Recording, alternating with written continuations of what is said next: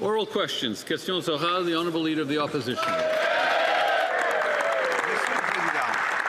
Mr. Speaker, yesterday the Prime Minister had a photo up in a grocery store, but there was something missing.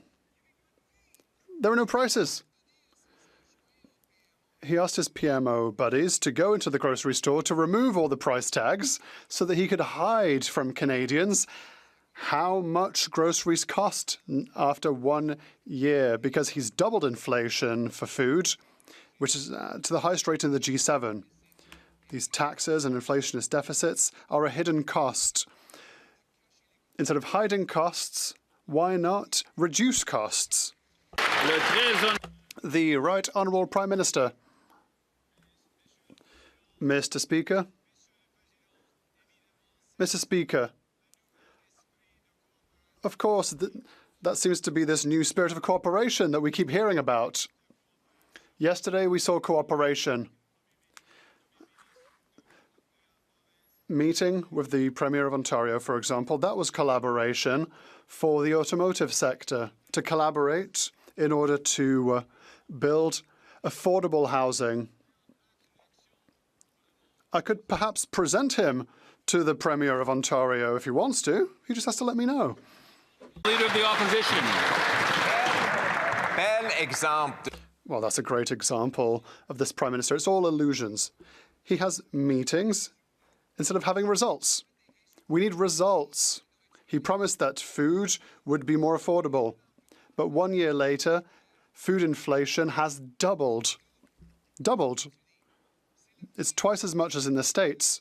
It's the worst food inflation in the G7. And yesterday he tried to emulate this by removing price tags in grocery stores.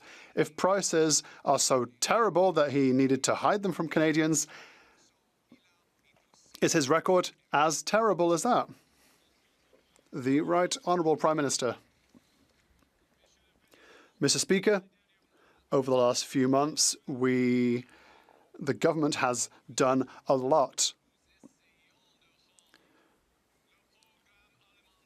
We are working to make the school food program permanent. Second of all, we have reduced taxes for 22 million Canadians. Yesterday, we created a new benefit that will increase the amount of money in the pockets of families, up to $1,800 a year. Mr. Speaker, yesterday the Prime Minister held a photo op at a grocery store in front of food, but there was just one thing missing. The price tags. He had ordered his PMO staff to literally show up early at the grocery store and remove the price tags. They're back up today. We went and checked, and they're really high. In fact, grocery prices are rising faster in Canada than in any other G7 country, twice as fast as in the States, twice as fast as when he took office. Mr. Speaker, the hidden costs that this Prime Minister imposes on inflation will not go away because he tries to take down the price tag. Why won't he take down the price? The Right Honourable Prime Minister. Mr. Speaker, yesterday, before I had lunch with the Premier of Ontario, I had a long meeting with the Premier of Ontario. I would like to introduce the Leader of the Opposition to the Premier of Ontario so we can learn something about cooperation, cooperation on housing, cooperation on building the best auto sector in the world, cooperation on good jobs for Ontarians and Canadians, cooperation on rising wages, which have risen faster than inflation every single month of the year. The Honourable Leader of the Opposition. Mr. Speaker, if Canadians could eat the Prime Minister's photo op, there wouldn't be an empty stomach in the country. He's had lots of meetings. He's had signing ceremonies. He's had grand announcements and new bureaucracies. But what he hasn't delivered is real results. His biggest promise was that he was going to make food prices affordable. Since that time, food inflation has doubled, the worst in the G7. It's the result of his hidden taxes, the inflation tax from his deficits, the fuel taxes on farmers, fertilizers, and farm equipment. Why won't he, instead of trying to hide the price tag, why won't he get rid of the cost? The Right Honourable Prime Minister. Mr. Speaker, here's something we don't hide. Here's something we're proud of. Over 140,000 new jobs net created since the summer. More than the United States. Here's something else. Wages rising every single month of this government faster than the rate of inflation. Here's something else. We cut taxes for 22 million Canadians. We put in place a national food program for 400,000 kids, making it permanent. Yesterday, we announced a benefit for 12 million Canadians, $1,800. The Honourable Leader of the Opposition. Mr. Speaker, Canadians have never had it so good that 2.2 million of them are lined up at food banks. One of the reasons is that we can't get our resources to market. Now, while the Prime Minister, we worked in collaboration to give him exceptional powers to get things done. Instead, he spent the time on photo ops, signing ceremonies, re-announcing projects that had long ago been approved. His new bureaucracy, the project's office has not approved a single new project. So why won't he get out of the way and accept our plan by passing the Canadian Sovereignty Act today? The Right Honourable Prime Minister. Mr. Speaker, part of how we move this country forward is collaborating with provinces and territories. The great territory of Nunavut. I'd like to welcome the Premier of Nunavut is here. One thing we've done in 6 months is agree on Grace Bay Point, which is going to open up Arctic sovereignty, open up the future of this country, make Canada strong. I assume the Prime Minister meant that the Premier of Nunavut was in the area, not in the House. The Honourable Leader of the Opposition. Mr. Speaker, of course we love the Premier of Nunavut, but all the Prime Minister has is meetings, announcements, signing ceremonies, but never shovels in the ground. Never results that matter to people. Not a single pipeline approved. His project office has not approved a single new project. In fact, he hasn't removed a single pre-existing Liberal bureaucracy or single pre-existing anti-development law.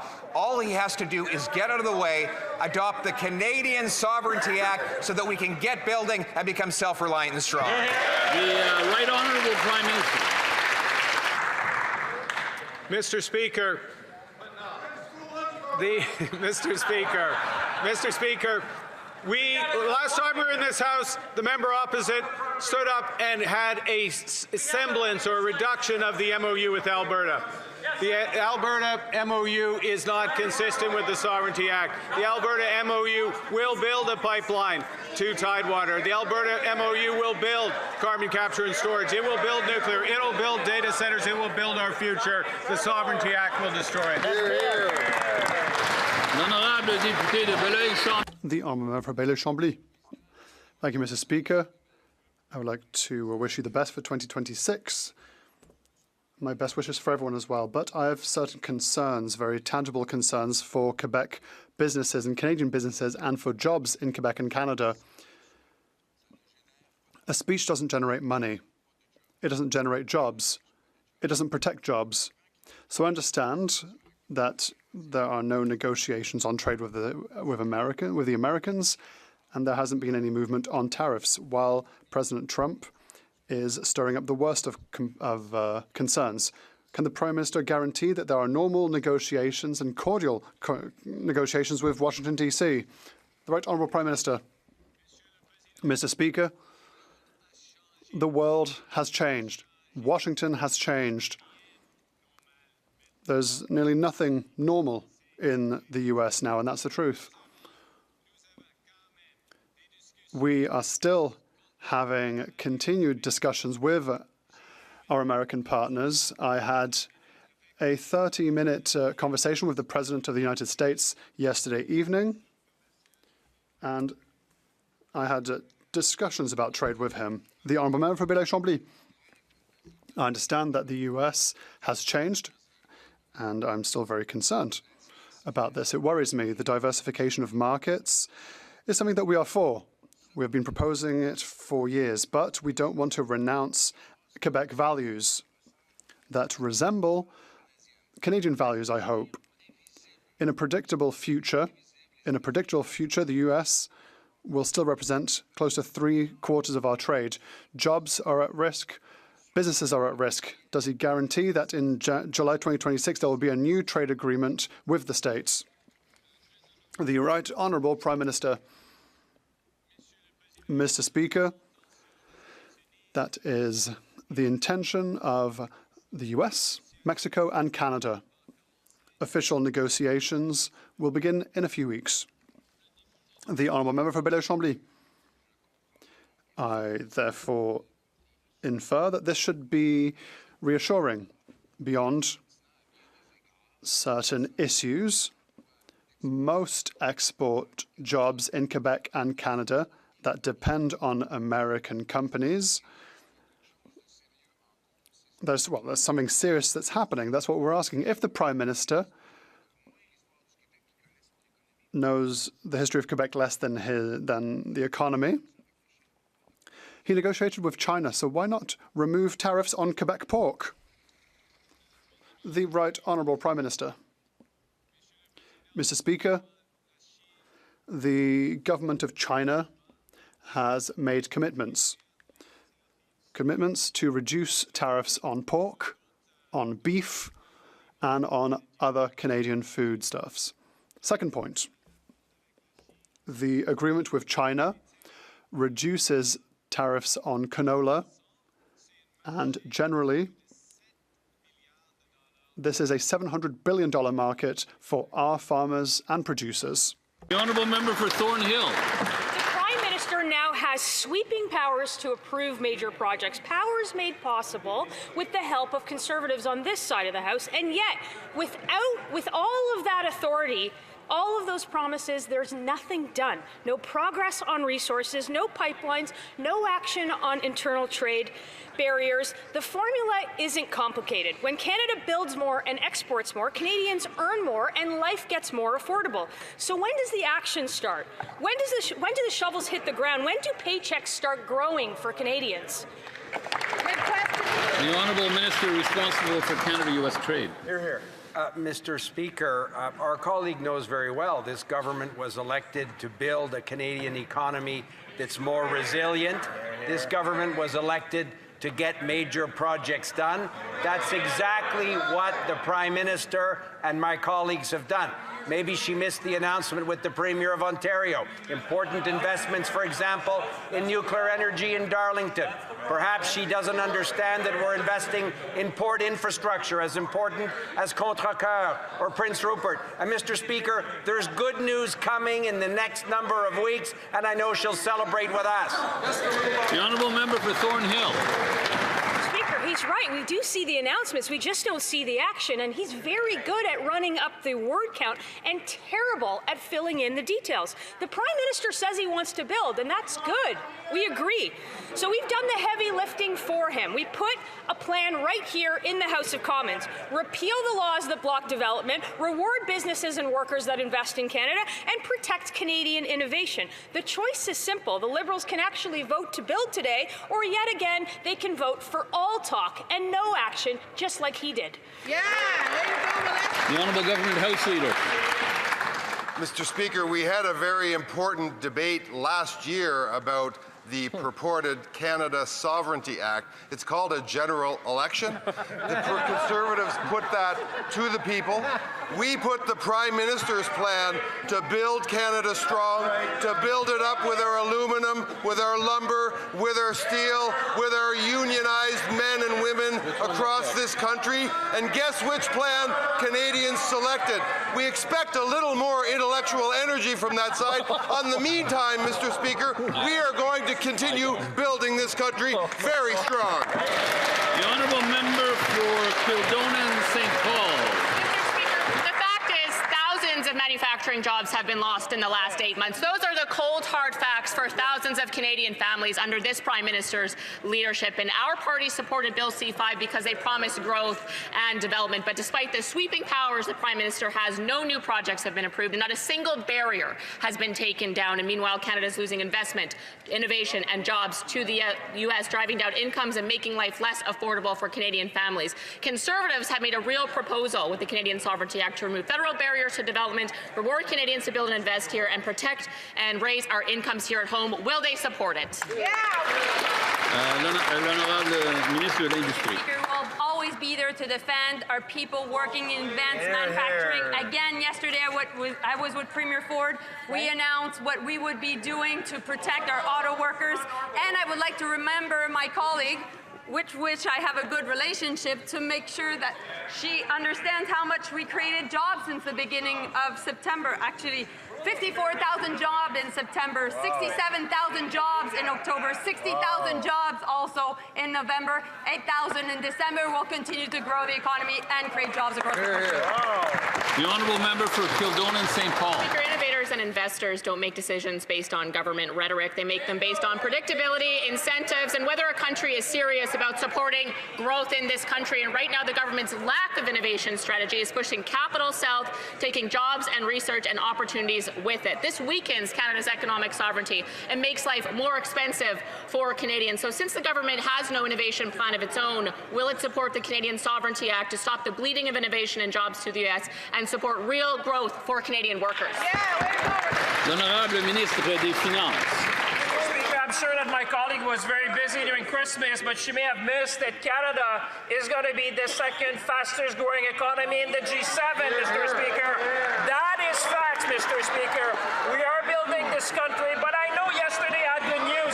I have more good news, Mr. Speaker, because in addition to helping 12 million Canadians, Mr. Speaker, with real help with food, with grocery, Mr. Speaker, there's more in what we announced yesterday. We're going to make structural change to make Canada food resilient, Mr. Speaker. We're going to invest in food security. We're going to invest in our country. We're going to make Canada strong together, Mr. Speaker. The honourable member for Edmonton Northwest. The International Monetary Fund reported today that Canada can grow GDP by 7% or $200 billion by removing internal trade barriers that act like a 9% tariff. Photo op MOU speeches and pizza parlor visits with premiers has not reduced interprovincial trade barriers. The Prime Minister's rhetoric doesn't match reality, and life is becoming less affordable for everyday Canadians. Will the government support the Canadian Sovereignty Act, which incentivizes and gives bonuses to provinces that build across Canada, and repeals federal measures that block and penalize development of natural resources? Yeah, way to go, Billy. The honourable minister responsible for Canada-US trade. Mr. Speaker, I'm glad our colleague referenced the important report from the International Monetary Fund, which confirms exactly what the Prime Minister and this government has been saying for many months. Working with provinces to remove interprovincial trade barriers is one of the most significant things we can do to grow the Canadian economy. So I want to thank the Conservatives for having supported in June legislation which removed every federal barrier to internal trade in Canada. And good news, Mr. Speaker, we're meeting the premiers in Ottawa on Thursday to discuss more of what we can do to grow the economy. The honourable member for Prince George, Peace River, Northern Rockies. We voted for Bill C-5 so the Prime Minister could approve projects quickly, but nothing has changed. I was in Yellowknife last week. Diamond mines used to be 20% of NWT's GDP. Only 2 mines are left, and 1 will close in March. 1,600 resource-related jobs have been lost in the last 10 years. But our Canadian Sovereignty Act will repeal federal blocks and penalties to development and reward territories and provinces, businesses and workers who build and invest right here in Canada. When we export and build more, incomes go up and life becomes more affordable. Will you support it, Prime Minister? The Honourable Government House Leader. Mr. Speaker, Canada has one of the most vibrant, important, imposing mining sectors in the world. Toronto is one of the most important mining finance centers in the world. The Build Canada Act will permit us to accelerate work on mines like Crawford, on mines like and on LNG projects, and on critical minerals, and on the Sisson mine in New Brunswick, on mines right across this country, and the minerals of the future, and nickel and minerals that keep Canadians working. Minerals is going to be a core part of our economic plan going ahead. The honourable member for Bow River. Mr. Speaker, Canada used to be a nation of builders. We used to stand on our own 2 feet. Instead, Liberals are standing in our way, when Canada should be strong, united, and ready to build. Conservatives worked with this government to pass Bill C-5, handing them powers to approve major projects faster. But the PM's rhetoric hasn't matched reality. Not a single new project approved, not a single barrier removed. That's why today Conservatives introduced the Canadian Sovereignty Act to repeal federal measures that block and punish development, reward provinces, workers and businesses that build and invest in Canada, and protect Canadian innovation with The Honourable Secretary of State for Labour. We are proud to support our builders. We're proud to support the skilled trades. We're proud to support Leuna, to support the carpenters, to support IBEW, to support the iron workers. Mr. Speaker, we are building infrastructure. We are building major projects in the national interest. We're building homes, Mr. Speaker. We're using Canadian steel, Canadian lumber, Mr. Speaker, in consultation with Indigenous peoples. Mr. Speaker, we're expanding our trade. We're investing in innovation. We are building the strongest economy in the G7. When will the Conservatives get on board? When will they stop getting in the way? The Honourable Member for Shefford. Mr. Speaker, yet another IT fiasco in the government.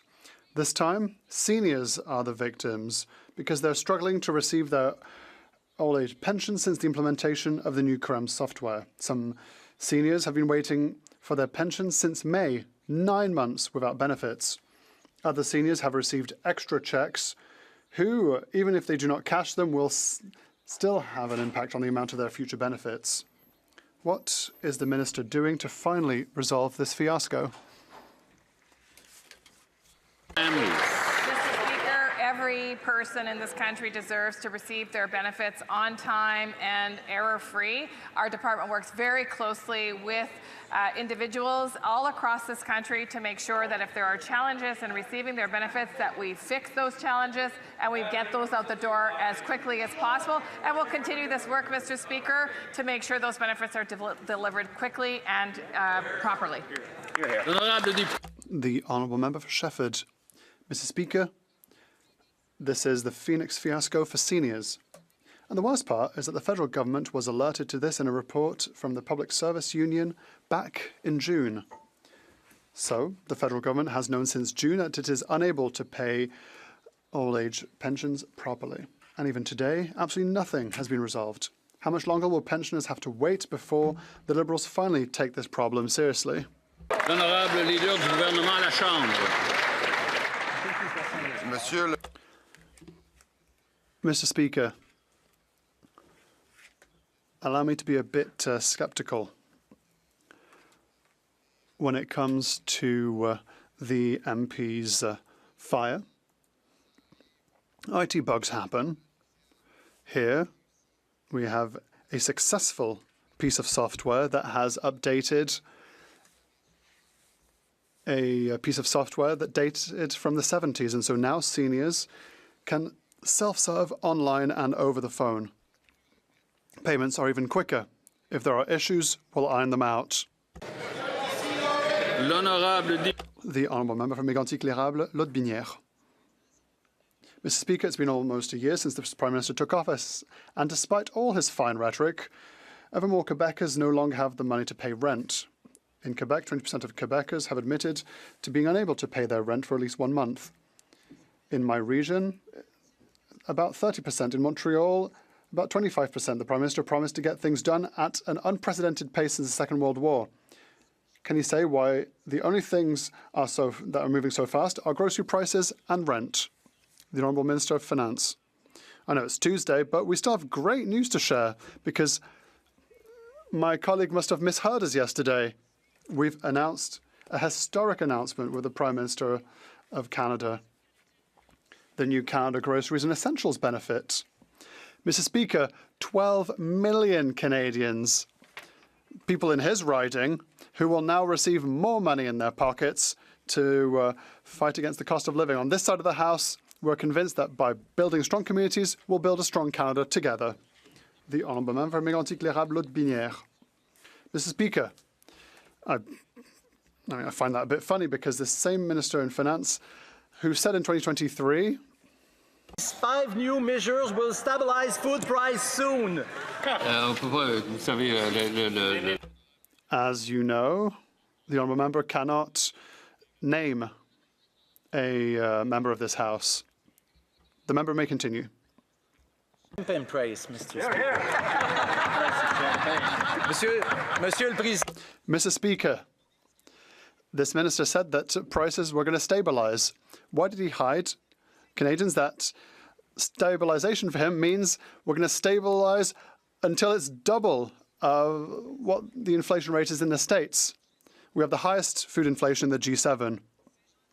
When they speak, why does not never lead to true actions for Canadians? The Honourable Minister for Finance. Mr. Speaker, instead of trying to find quotes, he should watch TV, because yesterday he would have seen that with the Prime Minister of Canada, we announced this new benefit for that reason. Perhaps it seems anodyne for my colleague, but $1,800 makes a hell of a difference for Canadian families. This is a serious measure for a serious moment in our history. And I know that my colleagues can speak during the answer, but people watching us back home know that on this side of the House, we'll always be here to help them in difficult times. The Honourable Member for Montmorency-Charlevoix. Mr. Speaker, 1 out of 5 Quebecers find it hard to pay their rent, which is causing young families to struggle. In regions, municipalities are trying to do what they can. In Baie-Saint-Paul, taxes have been reduced to try and reduce rent increases in the Malbaie. Municipal spending has been reduced to increase purchasing power. Can the Liberal government finally realise that the last 10 years of policies have harmed purchasing power, have fuelled the fires of inflation, and will they be wise for once, and will they work with the Conservatives to implement a true plan to make life more affordable? The Honourable Parliamentary Secretary of State for Nature. Mr. Speaker, one cannot control every single price in every single store. We know that there are significant challenges for Canadians. I'd like to quote the Mayor of Quebec, who said that what is important to do in difficult situations is to give people the choice. What we are currently doing is giving purchasing power so that they can make choices. That will help 12 million Canadians. It will give couples over $1,800 this year and $1,400 for the years to come. 900 for individuals and 700 in the years to come. The Honourable Member for Montmorency-Charlevoix. Mr. Speaker, in 2026, a family of 4 is going to have to pay $1,700 more for food. More than last year, and that's affecting everyone. But after provoking inflation with their policies, the Liberals are feeling bad. Yesterday, they announced apology checks for some families to give them a little bit of money to help them pay groceries that are far too expensive. When will this Liberal government recognize the failure of their inflationary policies and finally work with the Conservatives to lower the cost of living? It's time to give some breathing room to Quebecers and Canadians. The Honourable Minister of Indigenous Services.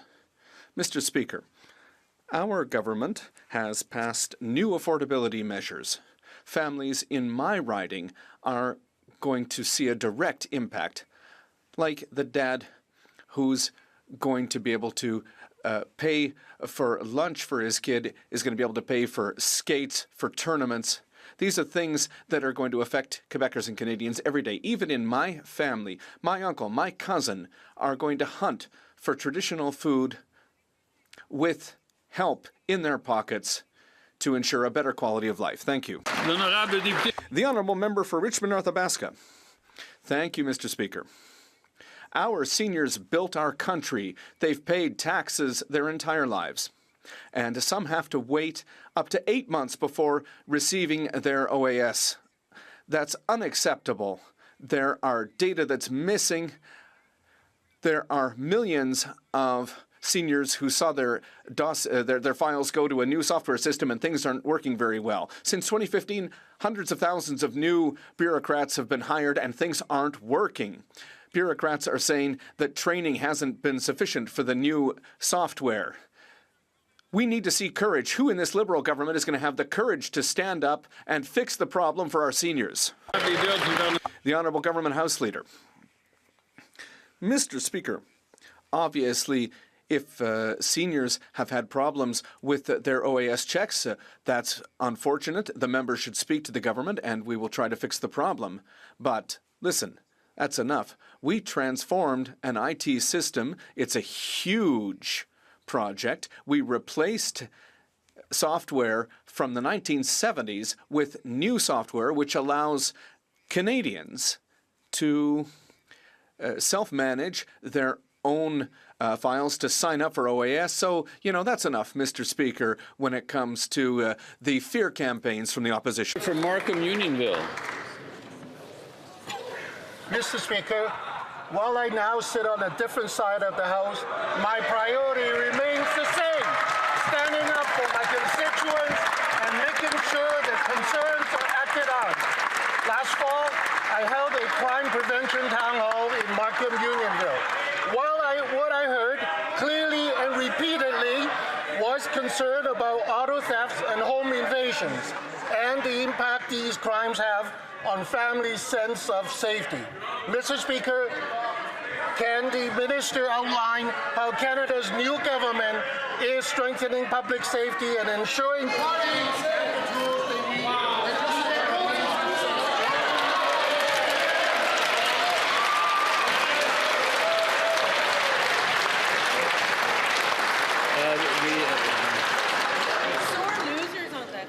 Who's taking? You can. Yeah. Okay. The Honourable Secretary of State for Combating Crime.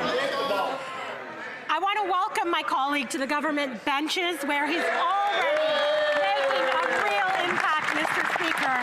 In 2024, we had an auto theft summit and created a plan, Mr. Speaker. That's right. And thanks to the dedication of law enforcement across this country and focused federal action, we are seeing a downward trend on auto thefts across this country.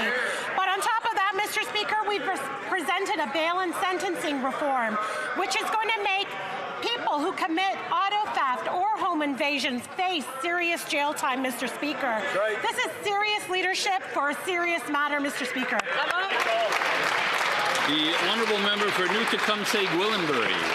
Mr. Speaker, just last week, the Prime Minister stood at a podium in Davos in a room full of billionaires and global elites and lectured the world about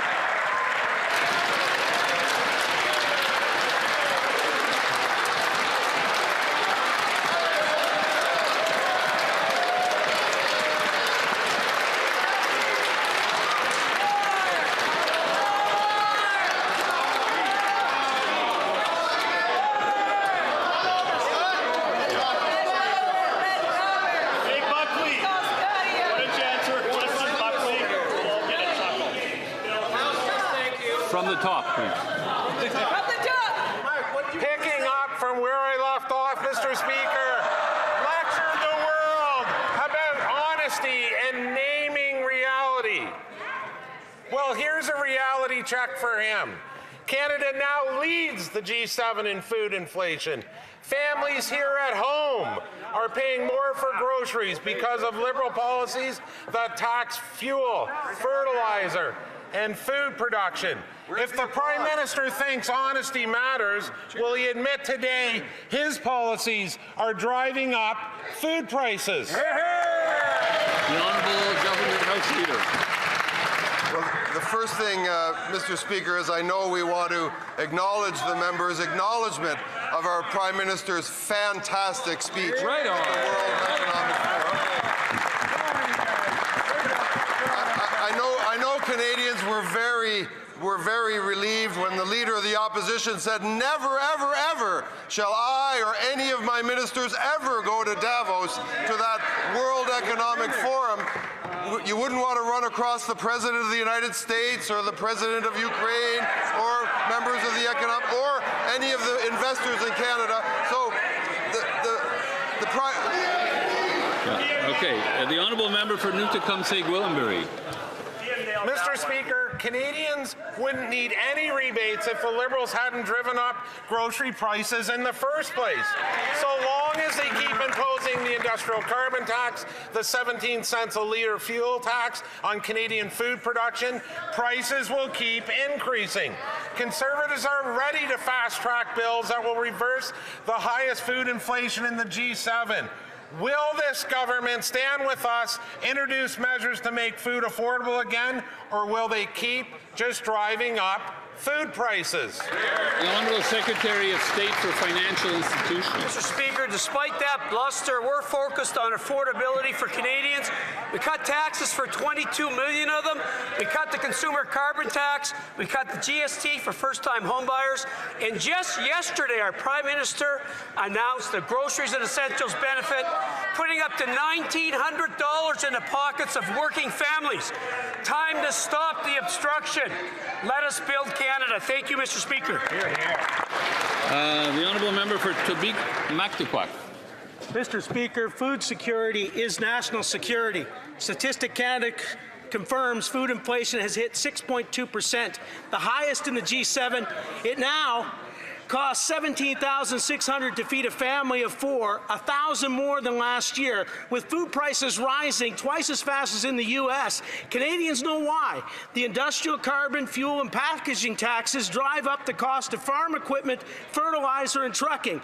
Will the government move now to eliminate these taxes, boost grocery competition, and cut the red tape on farmers? Yes or no? The Honourable Secretary of State for Financial Institutions. Mr. Speaker, that member's riding wants to know why he voted against every affordability measure that we have put forward. Mr. Speaker, just yesterday, our Prime Minister announced a groceries and essentials benefit that will put up to $1,900 in the pockets of working families. Time for that member and his party to stop the obstruction, get behind us, and build Canada. Thank you, Mr. Speaker.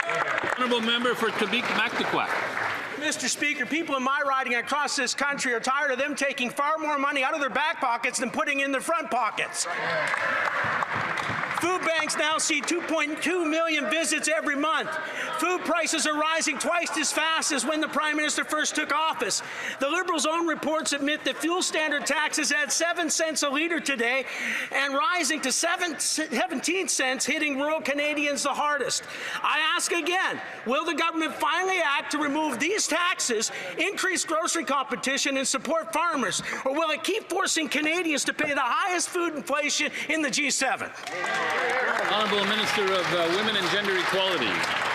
Mr. Speaker, speaking of Food Banks Canada welcomes the introduction of the Canada Green Groceries and Essentials benefit, calling it an important step to help people facing rising affordability pressures. While the members opposite obstruct real progress, we understand the affordability that is top of mind for Canadians, and this is going to help 12 million Canadians. That's incredible, and that's nearly $1,900 that will help additional support for families of 4. That will help mothers with groceries, helping them with essentials at home, and helping with their kids at school. Mr. Speaker, this is real progress and real change. The Honourable Member for Hastings, Lennox and Addington, Tyendinaga. Mr. Speaker, stats can confirm what Canadians feel every single day. Life is more expensive. Fact, Canada is now leading the G7 in food inflation. Fact, food prices in Canada are rising twice as fast as they are in the U.S. Fact, nearly 2.2 million people visit food banks in Canada in a single month. Mr. Speaker, rising food prices are hitting Canadians hard. Conservatives will support legislation that cuts red tape on farmers so they and Canada can grow. The question is, will the government table it? The Honourable Minister of Jobs and Families. Speaker, for a party that talked about cost of living and helping families for months and months and months to stand up and fight against things that will help families, it's just kind of hard to believe. But Canadians are watching, and they're watching from the riding of that member, fighting against the very things that will help. And let me tell you what the Roots to Harvest Community Food Centre said in my riding. They said, as a community organization, we look forward to providing predictability at a time when community members are struggling to meet their day-to-day needs. That's how we are partnering with organizations and Canadians to make sure that they have the safety net they deserve, and so does her riding. The Honourable Member for Hastings, Lennox and Addington, Tyendinaga. Our goal, Mr. Speaker, is to help stop the struggle. Taxes like the industrial carbon tax and the fuel standards tax are directly contributing to the rising cost of food. They're directly and negatively impacting our farmers' ability to affordably grow, produce, and transport the food we need to survive. Removing these taxes will help Canadian families afford groceries and farmers to produce them. Mr. Speaker, Well, the government introduced legislation to eliminate the industrial carbon tax, eliminate the fuel standards tax, and cut red tape for farmers. The Honourable Minister of Environment and Climate Change and Nature. Mr. Speaker, there actually was a study about the impact of the industrial carbon price on food prices, and the result was that it was about 0. So if we're going to talk about real things, let's talk about how we're going to help farmers. Let's actually talk about how the canola farmers support the clean fuel regulations. Are they standing against the canola farmers? We are there to support our farmers. We are there to support Canadians. And I hope that they will be there to support our groceries and essentials benefit, because that will be helping 12 million Canadians in all of our communities. Yes. The Honourable Member for Algonquin, Renfrew, Pembroke. Mr. Speaker, the Liberals are determined to keep their industrial carbon tax, even though they know it's making food more expensive. Another new carbon tax hikes the price of gas by 7 cents a litre, with another 10 cents a litre to come. This directly jacks up the price of food. Will the government axe the hidden carbon taxes so people can afford to eat? Great question. Honourable Secretary of State for Seniors. Low-income seniors in Esquimalt-Saanich-Sooke have been asking their government to take action to help fight the rising cost of groceries, and we listened. We're helping with up to $950 of food and goods for low-income single seniors with the groceries and essentials benefit. We are also tackling the root causes by developing a national food insecurity strategy to improve seniors' access to affordable, nutritious food. Sir. Meanwhile, the Conservatives are blocking everything we do, and they have no good reason for it, just fake news. The Honourable Member for Algonquin, Renfrew, Pembroke. Mr. Speaker, everyone likes a check in the mail, but those checks are written on borrowed money, and they're going to have to pay it back with interest. That's right. And Mr. Speaker, last week we learned what these Liberals have been denying all along. For food inflation is real, and it's the worst in the G7. So while Canadians are struggling to put food on the table, a nice little check in the mail may help with a week's groceries. But it's borrowed money, and they'll have to pay it back with interest. Will the government finally do the right thing and axe the hidden carbon taxes so Canadians can have some real relief? That's great. The Honourable Secretary of State for Seniors. Mr. Speaker, we are controlling what we can, and we are helping Canadians where they are. We have increased OAS for seniors over 75. We have protected OAS, ensuring it's indexed to inflation, and we just guaranteed that low-income seniors will get the help that they need to fight rising food costs with the new groceries and essentials benefit. It will buy up to $950 worth more of food for a single low-income senior, and we are also tackling the root causes by developing a national food insecurity strategy to improve seniors' access to affordable and nutritious food. And what are Conservatives doing? They're trying to block the real action that Canadians are asking for. The Honourable Member for Similkameen, South Okanagan, West Kootenay. Mr. Speaker, Canadians are shocked by their grocery bills. That's because Canada is seeing the worst food inflation in the G7. Paychecks can't keep up with prices, yet the Liberals are burdening our farms with fuel taxes and red tape. We need affordability from farm to table. Conservatives are ready to fast-track any bill that will reverse the highest inflation in the G7. Will Liberals immediately introduce legislation that cuts red tape and taxes for farmers? The Secretary of State for Sport. Thank you very much, Mr. Speaker. There was actually a study on the impact that industrial carbon pricing has on the cost of food, and the result of that study was that it has a 0% impact on the cost of groceries, Mr. Speaker. The #1 cause of food inflation is actually climate change, Mr. Speaker, and you only have to talk to one farmer to realize that, Mr. Speaker. I recognize fully that food costs too much these days, so our government is here with the groceries and essentials benefit, a rebate that the lower-income Canadians will receive 4 times a year to assist with these additional grocery prices. The Conservatives have a choice to make. Are they going to support affordability for Canadians or keep standing up for the wealthiest Canadians? The Honourable Member for Terrebonne. Mr. Speaker, in Quebec, the need for housing and infrastructure is particularly pressing. Our government has acted by putting in place targeted investments to increase access to affordable housing, to support municipalities in their infrastructure projects, and to help build communities. Can the Minister of Infrastructure and Communities please inform this House of the concrete measures put in place in Quebec and explain how they are improving affordability for housing and the quality of infrastructure for communities across Quebec? The Honourable Minister of Housing and Infrastructure. Mr. Speaker, I'd like to thank the Honourable Member for Terrebonne for her question. Our government and Quebec have concluded an agreement with Build Canada Homes to accelerate the construction of housing and ensure that Quebec's priorities are being met.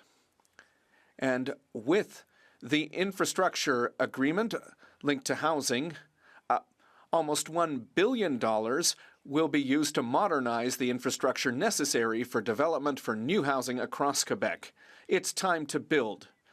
It's time to build together. The Honourable Member for Edmonton Gateway. Mr. Speaker, Canadians are living in fear in their own neighbourhoods as extortion runs rampant right across the country. In British Columbia alone, extortion has increased by nearly 500%, and yet the Liberals continue to ignore this crisis. So much so that just yesterday, the City Council of Surrey desperately passed a unanimous motion asking this government to take some action.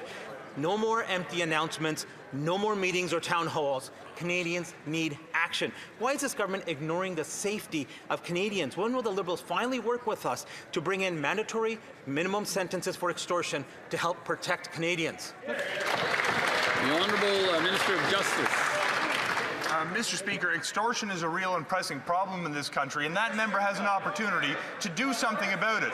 There are laws being debated in Parliament right now that would make it harder for people charged with extortion-related offences to be released on bail, that would result in deeper and longer sentences for people who are convicted of extortion, and would give new tools to law enforcement who are asking this House to pass the Strong Borders Act on lawful access so that they can investigate, charge, and prosecute criminals. Mr. Speaker, the thing that these different measures have in common is that the Conservative Party of Canada has been obstructing them for months. Get with the program, support these important bills, and bring extortion to an end in Canada. The Honourable Member for Windsor West. Mr. Speaker, as a former police officer, I know a crisis when I see one. Extortion is out of control. Businesses and families are being threatened, shot at, and shaken down daily. Yet Liberals deny there is a crisis and are dragging their feet.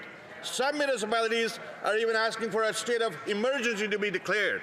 When will this government stop their hug-a-thug policy, work with Conservatives, restore mandatory minimums, and repeal the catch-and-release laws, Bill C5 and C75? For crying out loud, do something about this crisis. Thank you, Mr. Speaker. Again, through the chair. The Secretary of State for Combating Crime. Here. Mr. Speaker, in this country, we have life in prison for extortion, and we have mandatory minimum sentences when extortion is committed by organized criminals or with a firearm, Mr. Speaker. We are taking this issue very, very seriously, Mr. Speaker. That's why I've crisscrossed across this country, finding out what is needed and where the gaps are. And, Mr. Speaker, everywhere I've gone, police enforcement agencies have asked for lawful access. That was the second measure that we brought to this Parliament, Mr. Speaker, but the Conservatives have been obstructing it every single step of the way. What do they have against catching extortionists, Mr. Speaker? The Honourable Member for Brampton West. Mr. Speaker, extortion is exploding and terrorizing communities across Canada, such as Brampton and Surrey. Homes and businesses are being threatened and shot at. Families are living in fear. Some residents have recently fled the country with their families in fear of their lives. This crime surge cannot become the new normal. Canadians are paying the price. Canadians deserve safety, not excuses. When will this Liberal government take real action to stop extortion, crack down on organized crime, and keep Canadians safe? The Honourable Minister of Veterans Affairs. Mr. Speaker, the rise in extortion-related threats, shootings and intimidation across Ontario and the Lower Mainland is a grave concern. I know how much fear it's causing in families, businesses and our communities. Our government is advancing expanded legislative powers so law enforcement has the tools they need to effectively combat extortion and organized criminal networks. Political opponents in Surrey put aside their differences to act with urgency. I'm asking the Conservative counterparts, stop obstructing necessary legislation and work with us to provide practical solutions. Our communities need to feel safe at home. That's right. The honourable member for Milton East, Halton Hills South. Mr. Speaker, yesterday our Prime Minister and Minister of Finance made an historic announcement outlining concrete steps the government is taking to help life be more affordable for Canadians. Residents in my riding of Milton East, Halton Hills South support our government's ambitious plan to strengthen and diversify the economy, but they know that doing so requires both long-term investments and meaningful immediate supports. They want to know what actions our government is taking to make life more affordable, and if they can count on all members of this House to put politics aside and support affordability for Canadians. L'honorable ministre des Finances. The Honourable Minister of Finance. My colleague for a great question, Mr. Speaker. In fact, yesterday was an historic moment where we supported Canadians. Mr. Speaker, I can hear the Conservatives. They're so happy they're going to put that in the householder, Mr. Speaker. They're going to say to Canadians that now a family of 4, Mr. Speaker, will receive $1,890 more to meet the moment, Mr. Speaker. I know the Conservatives in their heart know this is good. They're going to put that in the householder. We're going to help them, Mr. Speaker. Let's build Canada strong together. The Honourable Member for Beauce. Mr. Speaker, to start the year off on the right foot, I'd like to the member for Markham still owes me $100, so I can't close off my budget for the Conservative Christmas party because he hasn't paid that debt.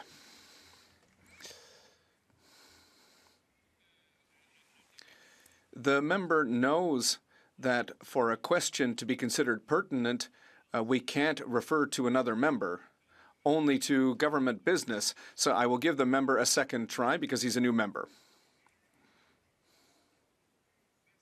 Thank you, Mr. Speaker. After 10 years of chaotic and inflationist Liberal management, the cost of housing has more than doubled in Canada. Yes, you heard right, it's doubled. In Beauce, 1 family out of 5 can't afford their rent, Mr. Speaker. Mr. Speaker, when are the Liberals going to stop feeding inflation? When are they going to work with us? And finally, deliver a real plan for affordability? The Honourable Minister of Finance.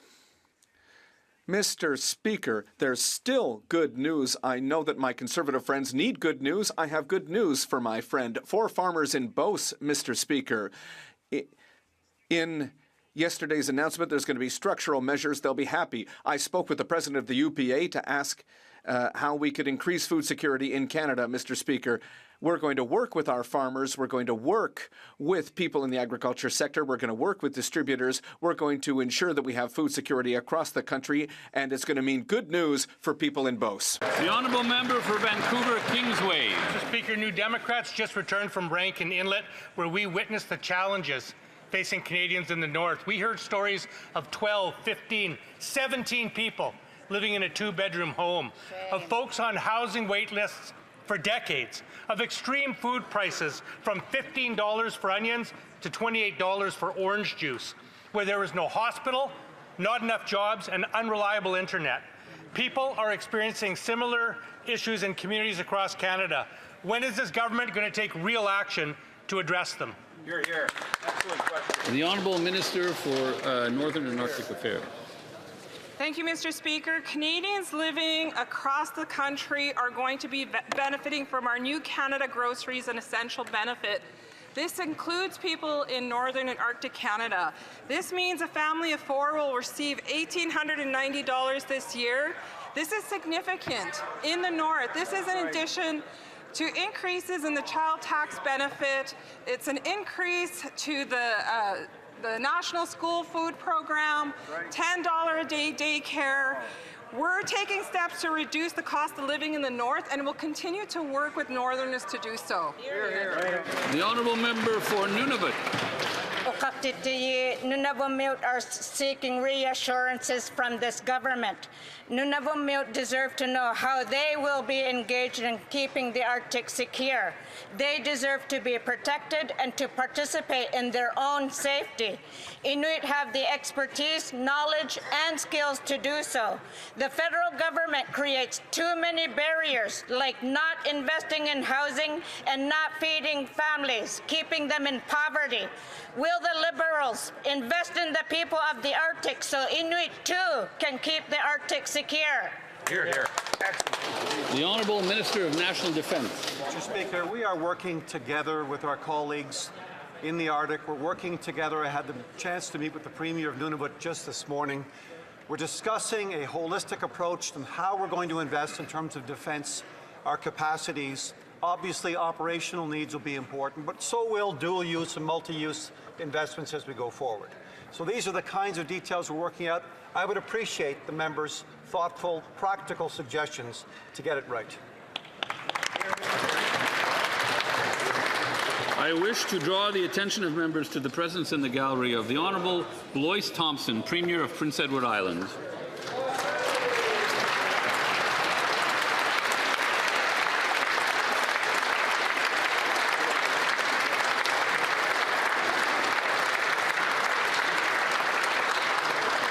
I would also draw the attention of members to the presence in the gallery of the Honourable John Mayne, Premier of Nunavut.